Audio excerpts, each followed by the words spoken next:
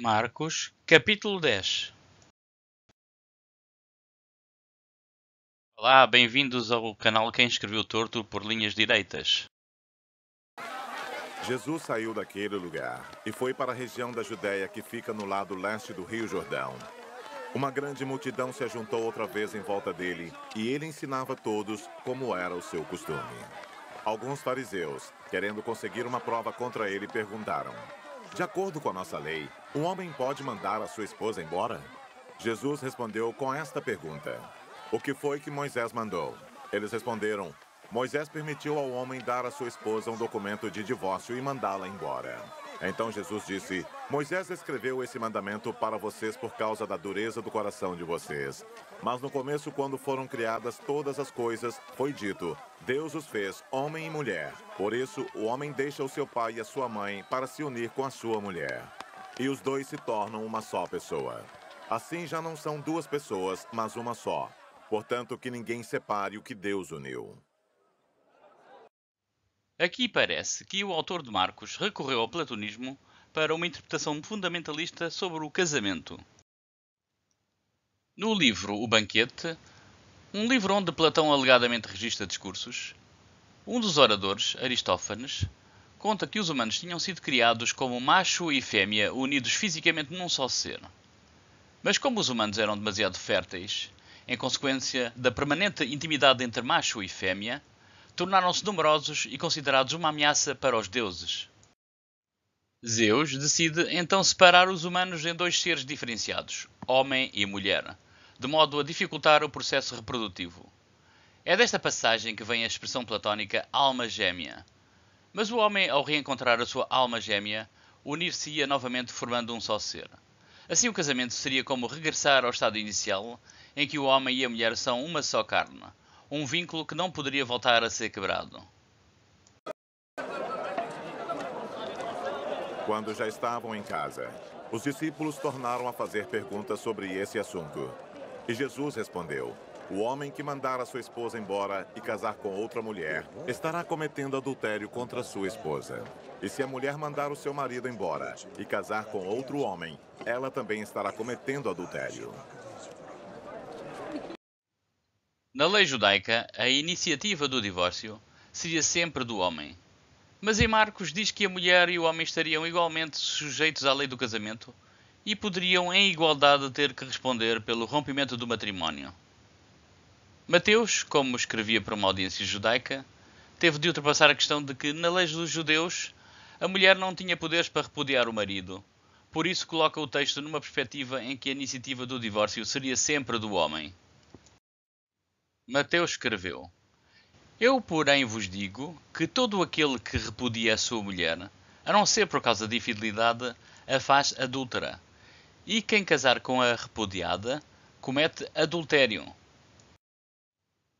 Alguns traziam crianças a Jesus para que ele tocasse nelas, mas os discípulos os repreendiam. Quando Jesus viu isso, ficou indignado e lhes disse: deixem vir as minhas crianças, não as impeçam, pois o reino de Deus pertence aos que são semelhantes a elas. Digo-lhes a verdade, quem não receber o reino de Deus como uma criança, nunca entrará nele. Em seguida tomou as crianças dos braços, impôs-lhes as mãos e as abençoou. Quando Jesus ia saindo, um homem correu em sua direção. Pôs-se de joelhos diante dele e lhe perguntou: bom mestre, que farei para herdar a vida eterna? Respondeu-lhe Jesus: porque você me chama de bom? Ninguém é bom a não ser um, que é Deus. Você conhece os mandamentos: não matarás, não adulterarás, não furtarás, não darás falso testemunho, não enganarás ninguém, honra teu pai e tua mãe. E ele declarou: mestre, a tudo isso tenho obedecido desde a minha adolescência. Jesus olhou para ele e o amou. Falta-lhe uma coisa, disse ele. Vá, venda tudo o que você possui e dê o dinheiro aos pobres, e você terá um tesouro no céu. Depois venha e siga-me. Diante disso ele ficou abatido e afastou-se triste, porque tinha muitas riquezas. Jesus olhou ao redor e disse aos seus discípulos: como é difícil aos ricos entrar no reino de Deus. Os discípulos ficaram admirados com essas palavras. Mas Jesus repetiu: filhos, como é difícil entrar no reino de Deus. É mais fácil passar um camelo pelo fundo de uma agulha do que um rico entrar no reino de Deus. Os discípulos ficaram perplexos e perguntavam uns aos outros: Neste caso, quem pode ser salvo? Jesus olhou para eles e respondeu: Para o homem é impossível, mas para Deus não. Todas as coisas são possíveis para Deus. Então Pedro começou a dizer-lhe: Nós deixámos tudo para seguir-te. Respondeu Jesus: Digo-lhes a verdade, ninguém que tenha deixado casa, irmãos, irmãs, mãe, pai, filhos ou campos por causa de mim e do Evangelho, deixará de receber 100 vezes mais já no tempo presente, casas, irmãos, irmãs, mães, filhos e campos, e com eles perseguição, e na era futura a vida eterna. Contudo, muitos primeiros serão últimos, e os últimos serão primeiros. Eles estavam subindo para Jerusalém, e Jesus ia à frente. Os discípulos estavam admirados, enquanto os que o seguiam estavam com medo. Novamente ele chamou à parte os 12 e lhes disse o que haveria de lhe acontecer. Estamos subindo para Jerusalém, e o Filho do Homem será entregue aos chefes dos sacerdotes e aos mestres da lei. Eles o condenarão à morte e os entregarão aos gentios, que zombarão dele, cuspirão nele e o açoitarão e o matarão. 3 dias depois ele ressuscitará. Nisso Tiago e João, filhos de Zebedeu, aproximaram-se dele e disseram: Mestre, queremos que nos faça o que nos vamos pedir. O que vocês querem que eu faça? Perguntou ele. Ele respondeu: Permite que na tua glória nos assentemos um à tua direita e o outro à tua esquerda. Disse-lhes Jesus: Vocês não sabem o que estão pedindo. Podem vocês beber o cálice que eu estou bebendo, ou ser batizados com o batismo com que eu estou sendo batizado? Podemos, responderam eles. Jesus lhes disse: Vocês beberão o cálice que estou bebendo e serão batizados com o batismo em que estou sendo batizado, mas ao assentar-se à minha direita ou à minha esquerda não cabe a mim conceder. Estes lugares pertencem àqueles para quem foram preparados. Quando os outros 10 ouviram essas coisas, ficaram indignados com Tiago e João. Jesus os chamou e disse: Vocês sabem que aqueles que são considerados governantes das nações as dominam, e as pessoas importantes exercem poder sobre elas. Não será assim entre vocês. Pelo contrário, quem quiser tornar-se importante entre vocês deverá ser servo. E quem quiser ser o primeiro deverá ser o escravo de todos. Pois nem mesmo o Filho do Homem veio para ser servido, mas para servir e dar a sua vida em resgate por muitos.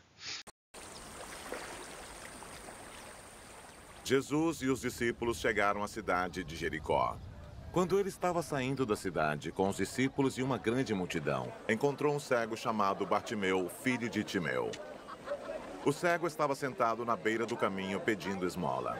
Quando ouviu alguém dizer que era Jesus de Nazaré que estava passando, o cego começou a gritar: Jesus, filho de Davi, tenha pena de mim! Muitas pessoas o repreenderam e mandaram que ele calasse a boca, mas ele gritava ainda mais: Filho de Davi, tenha pena de mim!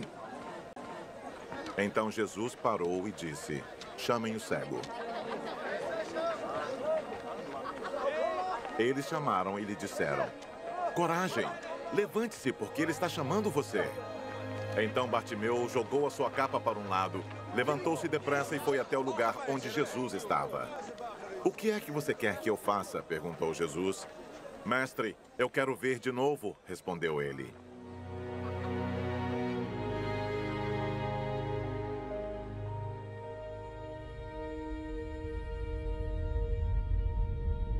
Vá, você está curado, porque teve fé, afirmou Jesus.